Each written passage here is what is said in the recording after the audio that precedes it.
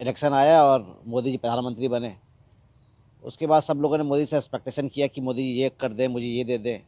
तो वाइफ ने कहा कि हम लोग मोदी से कुछ मांगेंगे नहीं, हम लोग मोदी जी को देंगे पॉलिथीन फ्री रामगढ़।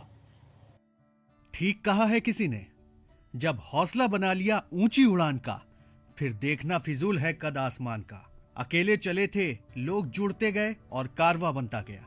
कहानी झारखंड के रामगढ़ जिले के रहने वाले उपेंद्र पांडे की है। 7 साल पहले सपना लेकर चले थे पॉलिथीन फ्री रामगढ़ का। पत्नी ने साथ दिया, फिर लोग जुड़ते गए और धीरे धीरे सपनों को उड़ान मिल गई। कहानी शुरू होती है साल 2014 से, जब उपेंद्र दिल्ली गए थे। वहां प्रदूषण का हाल देखा तो रहा नहीं गया। प्रण किया कि रामगढ़ को दिल्ली नहीं बनने देंगे।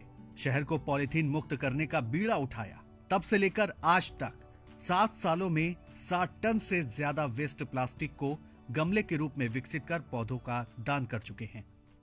2013 में हम लोग दिल्ली गए हुए थे और दिल्ली में जो प्रदूषण का हाल है वो बहुत ही ख़राब रहा।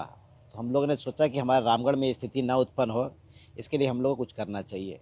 तो अपने इस गार्डन में उस समय कम गमले थे, हम लोग सोचा कि इसी पर कुछ करेंगे।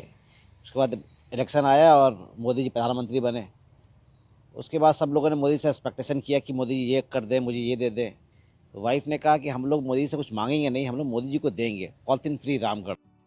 प्रधानमंत्री मोदी से प्रेरणा लेकर पॉलिथीन फ्री रामगढ़ के मिशन को साकार करने में जुटे उपेंद्र बताते हैं कि शुरू में समझ नहीं आया इसे कैसे करेंगे। फिर पत्नी ने कहा, आप केवल पौधों का इंतजाम कीजिए, प्लास्टिक हम इकट्ठा करवा लेंगे। उपेंद्र का कहना है कि अब तक भारी मात्रा में पॉलिथीन इकट्ठा हो चुकी है।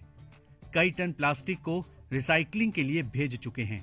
जो प्लास्टिक मजबूत होती है उसे गमले की शक्ल दे देते हैं और उसमें पौधा लगा देते हैं। 1000 से भी ज्यादा परिवार यहाँ प्लास्टिक लेकर आते हैं और पौधे लेकर जाते हैं। फिर मैंने वाइफ से पूछा कि इसको हम लोग करें कैसे। तो वाइफ ने कहा कि आप केवल पौधा का इंतजाम कीजिए, प्लास्टिक इकट्ठा हम करवा लेंगे। तो उन्होंने जो आसपास में इस मोहल्ले में 8-10 आया है, उसको जो काम करती है घर दूसरे घरों में, उन्होंने उनको संपर्क किया और उनको मोटिवेट किया कि भाई आप एक काम कीजिए, आप जहाँ भी काम कर रही हैं आप वहाँ से पॉलिथीन लेके आइए और बदले में हम उनको पौधा देंगे। और ये सिलसिला चल बैठा। एक शख्स दिल्ली में इतना परेशान हो जाता है और ये प्रण ले लेता है कि रामगढ़ को दिल्ली नहीं बनने देंगे। सोचिए, ऐसे हजारों लाखों लोग पर्यावरण बचाने का बीड़ा उठा लें तो क्या होगा। वाकई हमारे मुल्क की तकदीर और तस्वीर दोनों बदल जाएगी। राजेश कुमार, ईटीवी भारत, रामगढ़।